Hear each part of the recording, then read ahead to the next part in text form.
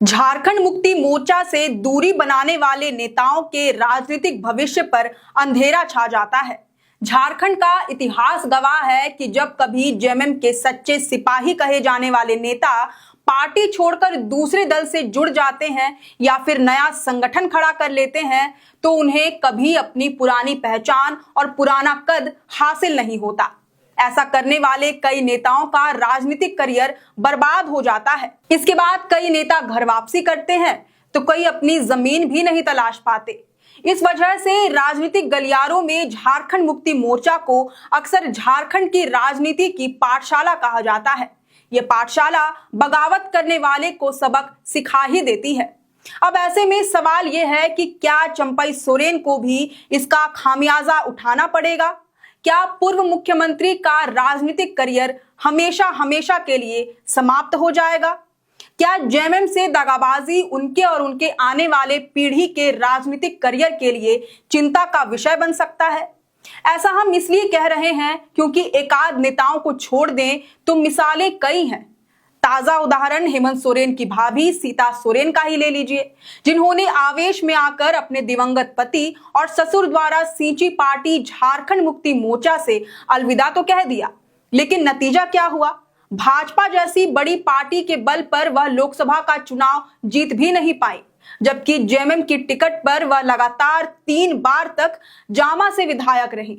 अब अगर इस बार के विधानसभा चुनाव में भी सीता सोरेन सीट नहीं निकाल पाई तो उनके राजनीतिक भविष्य पर खतरा मंडरा सकता है। ऐसे भी उनकी थोड़ी बहुत पहचान केवल अपने दिवंगत पति दुर्गा सोरेन के वजह से ही है, जिनके नाम पर आज तक वह चुनाव में जीत हासिल करती आई है।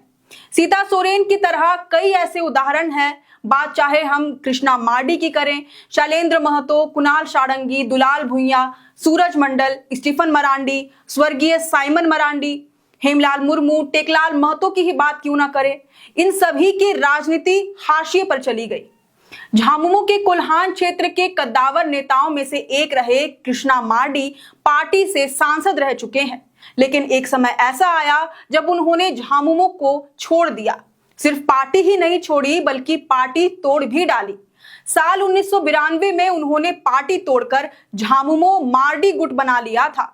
इसमें उन्होंने 9 विधायकों को भी जोड़ लिया था, लेकिन कोई फायदा नहीं हुआ। नया धड़ा खड़ा करने के बाद कृष्णा मार्डी कभी राजनीतिक सफलता का स्वाद ही नहीं चख पाए। वह झामुमो छोड़ने के बाद भाजपा, आजसू और कांग्रेस में भी शामिल हुए, लेकिन राजनीति में वह मुकाम हासिल नहीं कर पाए जो उन्होंने झामुमो में रहकर हासिल किया था। वहीं शिबू सोरेन हेमंत सोरेन की नीतियों का विरोध कर पार्टी से अलग होने में सबसे बड़ा नाम सूरज मंडल का है। झारखंड स्वायत्त शासी परिषद के उपाध्यक्ष रहे सूरज मंडल का नाम झामुमो में गुरुजी के बाद दूसरे नंबर पर होता था। हालांकि बाद में उनकी गुरुजी से अनबन बढ़ती चली गई और आखिरकार उन्होंने पार्टी से इस्तीफा दे दिया। जेएमएम में रहकर वह 1980 से लेकर 1991 तक बिहार विधानसभा के सदस्य रहे। 1991 में गोड्डा के सांसद बने, लेकिन जेएमएम से बाहर रहकर सूरज मंडल राजनीति में कोई जलवा नहीं बिखेर पाए। आज आलम यह है कि सूरज मंडल राजनीतिक सफलता के लिए काफी हाथ पैर मार रहे हैं, लेकिन कुछ भी हासिल नहीं हो रहा। झामुमो के सांसद रहे शैलेंद्र महतो का राजनीतिक पतंगा भी कहीं दूर आसमान में चला गया है कि अब दिखाई भी नहीं पड़ता। झामुमो की टिकट पर जमशेदपुर में 2 बार तक वह सांसद रहे, लेकिन अपनी राजनीतिक पारी झामुमो से शुरू करने वाले झारखंड आंदोलनकारी शैलेंद्र महतो ने आगे चलकर भाजपा का दामन थाम लिया।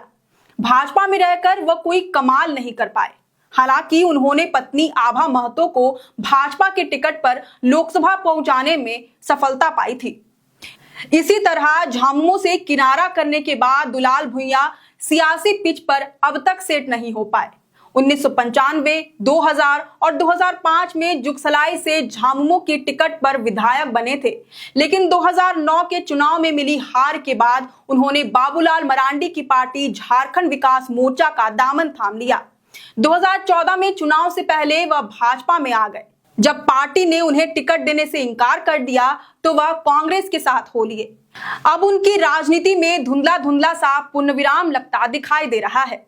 इसके अलावा अगर बात करें पूर्व उप मुख्यमंत्री और महेशपुर से झामुमो विधायक स्टीफन मरांडी की, तो उन्होंने साल 2005 में तीर कमान को अलविदा कह दिया था, जबकि 1980 से लेकर 2000 तक उन्होंने झामुमो के टिकट पर विधानसभा का चुनाव लड़ा और लगातार 5 बार जीत भी हासिल की।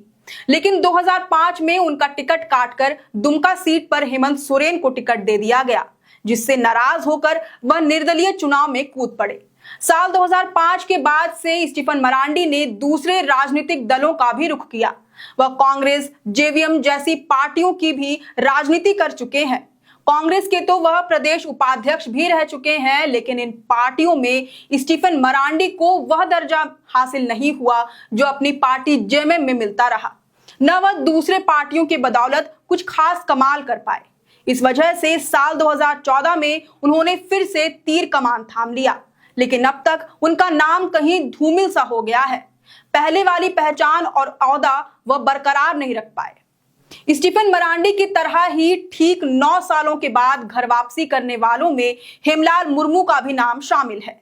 साल 2014 के लोकसभा चुनाव से पहले झामुमो छोड़कर भाजपा में जाने वाले हेमलाल मुर्मू पार्टी में वापसी के सवाल पर कभी कहा करते थे कि राजनीति छोड़ देंगे लेकिन घर वापसी नहीं करेंगे।